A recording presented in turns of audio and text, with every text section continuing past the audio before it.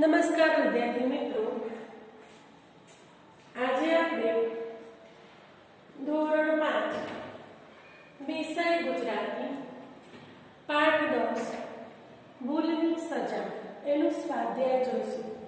તો બાળ મિત્રો, સ્વાધ્યાય તમારી નોટમાં લખવાનું છે, બરાબર? અહીંયા હું પ્રશ્ન લખાવતી નથી, તમારે દરેક જણે સૂચના અને પ્રશ્ન લખવાના છે। तो पहली सूचना है नीचेना दरेक प्रश्नों उत्तर एक एक वाक्य में आपो, बराबर? तो मैं अहींया सूचना मारी नहीं, तमारे मारवानी छे। अने पछी प्रश्न 1, शिक्षक अब्राहम ने शा माटे खुशीथी पुस्तक आपे छे? बराबर? जो तमारे अत्यारे लखवो ना होय प्रश्न तो जग्या छोड़ी दो, एक लिखी अने पछी नीचे जवाबनी शरूआत करो। अब्राहम वाचन और जिज्ञासु विद्यार्थी छे। अब्राहम वाचन और जिज्ञासु विद्यार्थी छे, એટલે કે વાંચવાનો પ્રેમી અને જિજ્ઞાસુ એટલે કે જાણવાની ઈચ્છાવાળો એવો વિદ્યાર્થી છે। તેથી શિક્ષકને તેની ખુશીથી પુસ્તક આપે છે। તેથી શિક્ષક તેને ખુશીથી પુસ્તક આપે છે। ફરી અબ્રાહમ વાંચન અને જિજ્ઞાસુ વિદ્યાર્થી છે, તેથી શિક્ષક તેને ખુશીથી પુસ્તક આપે છે। પ્રશ્ન 2, પુસ્તક સાથી પલળી ગયું? તો જવાબ લખો, રાતે પડેલા વરસાદની વાછટથી પુસ્તક પલળી ગયું। રાતે પડેલા વરસાદની વાછટ એટલે વરસાદના છાંટા પડવા, બારીમાંથી જે છાંટા આવી જાય એને વાછટ કહે, બરાબર? વાછટથી પુસ્તક પલળી ગયું। પ્રશ્ન 3, શિક્ષક લિંકનને કયું કામ સોંપે છે? જ્યારે લિંકન પોતાના પુસ્તક પલળી જવાના ડરના કારણે સ્વાવલંબી શિક્ષકને કહે છે કે હું કોઈ એવું તમારું કાર્ય કરું જેથી મારું ઋણ ઉતરી જાય, ત્યારે શિક્ષક બહુ મથામણ પછી તેને શું આપે છે? તો શિક્ષક લિંકનને તેમના ઘેર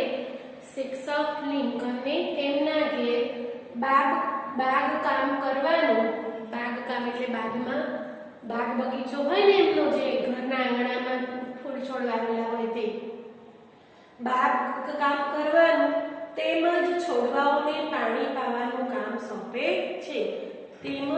છોડવાને પાણી પાવાનું કામ સોંપે છે।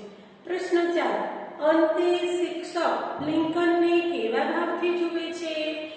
તો અંતે શિક્ષક લિંકનને અહોભાવથી જુએ છે। એનું જે વર્તન છે, એનો જે સ્વભાવ છે, એના કારણે લિંકન એના સામે જોયા જ રહે છે કે ખરેખર આવા બાળકો ખૂબ ઓછા હોય છે। પ્રશ્ન 2, નીચેના પ્રશ્નોના ઉત્તર લખો। આ પ્રશ્નનો જવાબ લાંબા છે, બરાબર? તો એ તમારે પહેલો એનો પ્રશ્ન છે, અબ્રાહમ લિંકન સાહેબ પાસે કેમ આવ્યો હતો? તો જવાબ લખો, સાહેબે ક્લાસમાં જે પાઠ શીખ્યો હતો તે વિશે અબ્રાહમ લિંકનને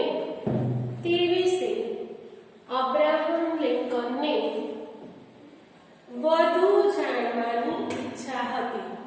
તેથી એ વિશેની બીજી કોઈ ચોપડી, એટલે એની લાગતી વળગતી, બરાબર, એના જ વિશે બીજી વાર્તા હોય એ કોઈ ચોપડી હોય તો તે લેવા માટે અબ્રાહમ લિંકન સાહેબ પાસે આવ્યો હતો। પ્રશ્ન 2, પુસ્તક ખરાબ થઈ જવાથી અબ્રાહમ લિંકન શું વિચારે છે? જ્યારે પુસ્તક પલળી જાય છે, વાંચતા સૂઈ જાય છે ને પુસ્તક પલળી જાય છે, ત્યારે શું વિચારે છે? જો પુસ્તક વાંચનમાં પલળી જવાથી ખરાબ થઈ ગયું, સાહેબને હવે શું જવાબ આપશે? એના મનમાં પ્રશ્ન હતો। કેમ કે પુસ્તક અબ્રાહમ લિંકનને સાહેબે વાંચવા આપ્યું હતું। કેમ કે પુસ્તક અબ્રાહમ લિંકનને સાહેબે વાંચવા આપ્યું હતું। તે વિચારે છે, મારી પાસે એટલા એટલા પૈસા પણ નથી, મારી પાસે એટલા પૈસા પણ નથી કે નવી ચોપડી લાવીને સાહેબને આપી શકું. સાહેબને જઈને એમ કહ્યું કે પુસ્તક કોઈ ચોરી ગયું? સાહેબને જઈને એમ કહું કે પુસ્તક કોઈ ચોરી ગયું? પ્રશ્નાર્થ ચિહ્ન અથવા એમ કહ્યું કે રસ્તામાં પડી ગયું, કે એમ કહી દો કે રસ્તામાં પડી ગયું. ના, અસત્ય તો ન જ બોલવું, ખોટું તો ન જ બોલવું. અબ્રાહમ આવા અનેક વિચારો કરે છે. બરાબર, સાહેબને જવાબ આપવા એના મનમાં હવે અથામણ ચાલી રહી છે. આવા અનેક વિચારો કરે છે. પ્રશ્ન 3, અબ્રાહમ લિંકન સાહેબ પાસે જઈ શી વાત કરે છે? તો જવાબ લખો.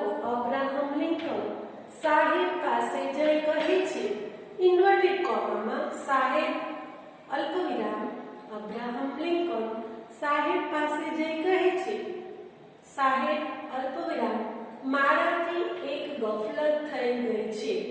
મારાથી એક ગફલત થઈ ગઈ છે.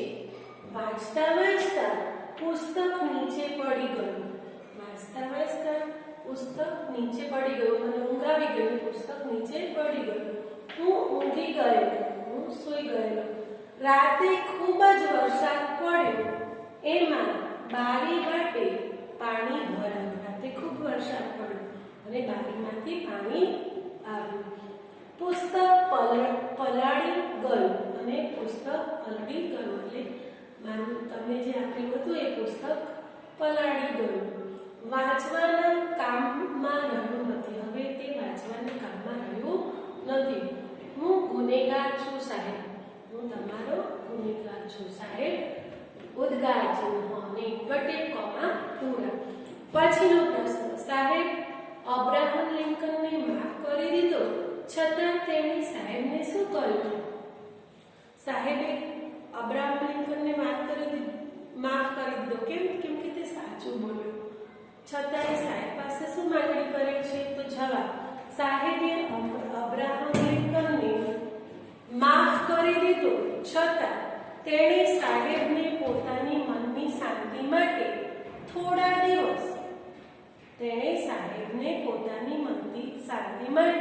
થોડા દિવસ કોઈ કામની તક આપવા માટે કહ્યું.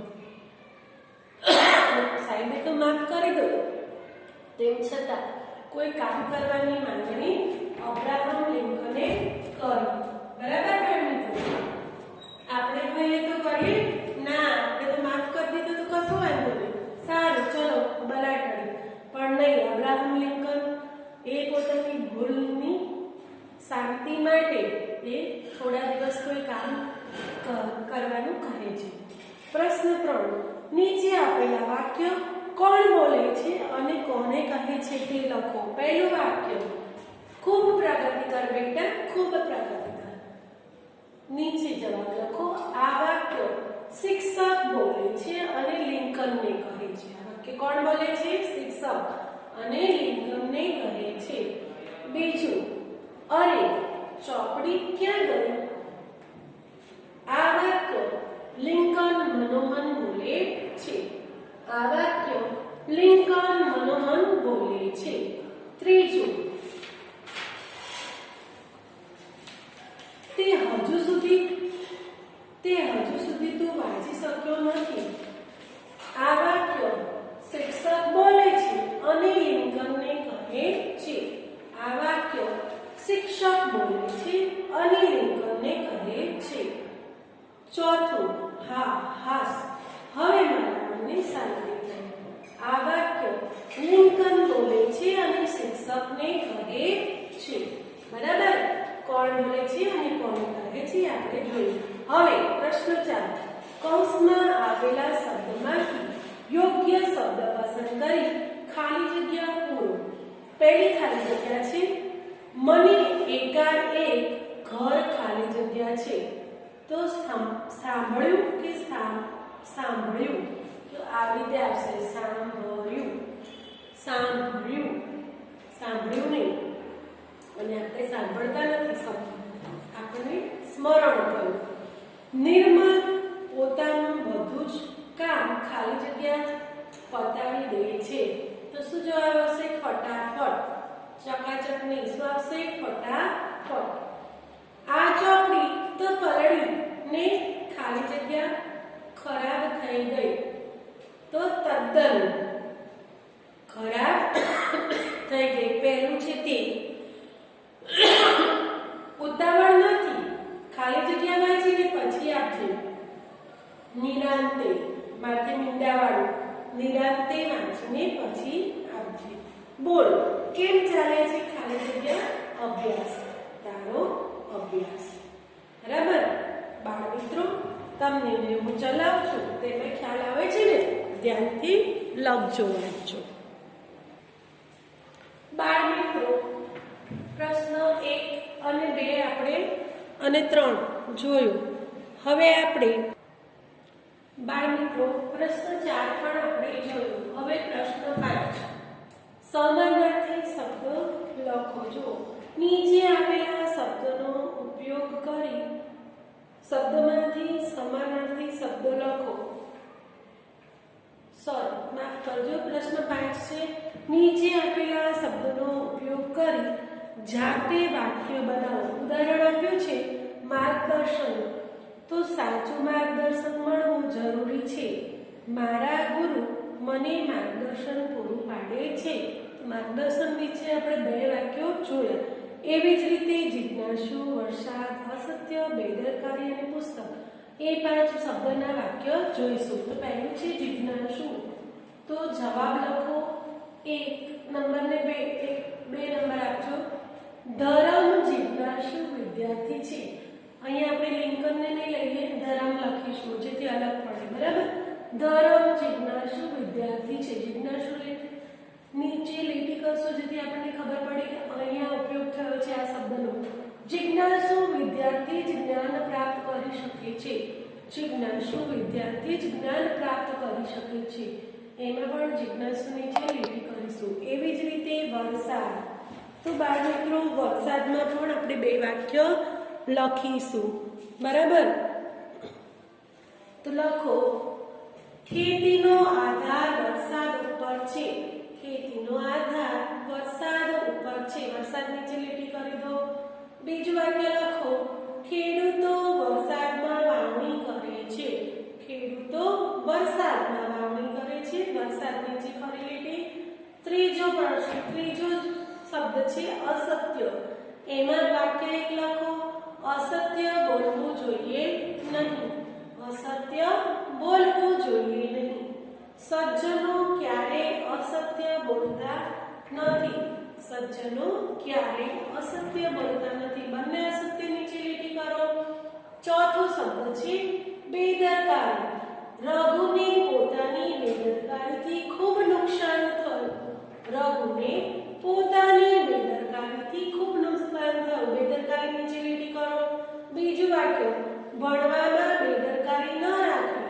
ભણવામાં બેદરકારી ન રાખવી, નહીં તો ખબર પડે નહીં. બરાબર. 5મું શબ્દ છે પુસ્તક. તો એના 2 વાક્ય લખો. પુસ્તક એ જ માણસનો સાચો મિત્ર છે. પુસ્તક એ જ માણસનો સાચો મિત્ર છે. જે તમને અલગ અલગ જાણકારી આપી છે. પુસ્તક નીચે લીટો કરો. માણસે સારા પુસ્તકો વાંચતા રહેવું જોઈએ. માણસે સારા પુસ્તકો વાંચતા રહેવું જોઈએ. પુસ્તકો નીચે લીટી કરો. પ્રશ્ન 6. નીચેના શબ્દના સમાનાર્થી શબ્દો આપો. પહેલું છે ગફલત. તો શું આવશે? બેદરકારી. બીજું છે રાત્રિ. તો શું આવશે? રાત. નિશા. રાત અને નિશા 2 છે. બરાબર. ત્રીજું છે નિર્ણય. તો નિર્ણયનું શું આવશે? ફેસલો. ફેસલો. ચોથું છે પરિશ્રમ. તો શું આવશે? મહેનત. 5મું માર્ગ. તો શું આવશે? રસ્તો. એવી જ રીતે પ્રશ્ન 7. નીચેના શબ્દોના વિરુદ્ધાર્થી શબ્દો આપો. તો ખર્ચ. તો શું આવશે? બચત. ઈચ્છા. તો અનિચ્છા. અનિચ્છા. અનિચ્છા. નિરાંત. તો ઉતાવળ. શું આવશે?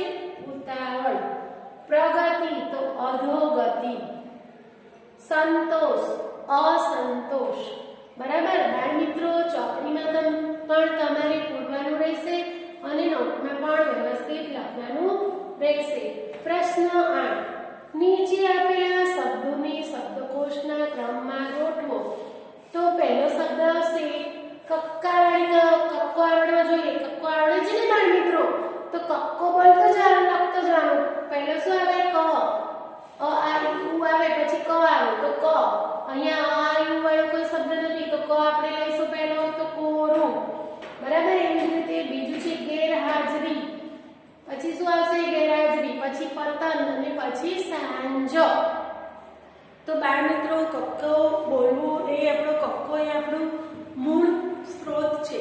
તો એ આવડવું આપણને જરૂર છે, માટે આપણે કક્કાવાળી ક્રમમાં વ્યવસ્થિત ગોઠવી શકશું. તો બાળ મિત્રો, હવે તમારું લેશન છે પાઠમાં જે મેં શબ્દાર્થ લખાવ્યા હતા તે શબ્દાર્થ, બીજું સ્વાધ્યાય નોટમાં વ્યવસ્થિત લખવું. કેવી રીતે? સૂચના અને પ્રશ્નો સાથે. બરાબર. આ તે તમે લખ્યું હોય નોટમાં લખવાનું અને પછી વ્યવસ્થિત ઉતારવાનું. જો વ્યવસ્થિત પહેલેથી ઉતારવું હોય તો જગ્યા પ્રશ્નોની અને સૂચનાની છોડતું જવું. તો બાળ મિત્રો, હવેથી તમારા ચોપડાઓ મંગાવવા આવશે તો બાળ મિત્રો પૂરા કરવા જરૂરી છે. તો દરેક બાળ મિત્રોએ વ્યવસ્થિત પૂરું કરવાનું છે અને કોઈ લેસન મોકલાવતું નથી. શા કારણથી? લેસન મોકલાવો. લેસન મોકલાવશો તો તમારું સારું દેખાશે અને લેસન જોઈને અમે તમારા માર્ક્સ વધારી શકશું. તો આવજો બાળ મિત્રો.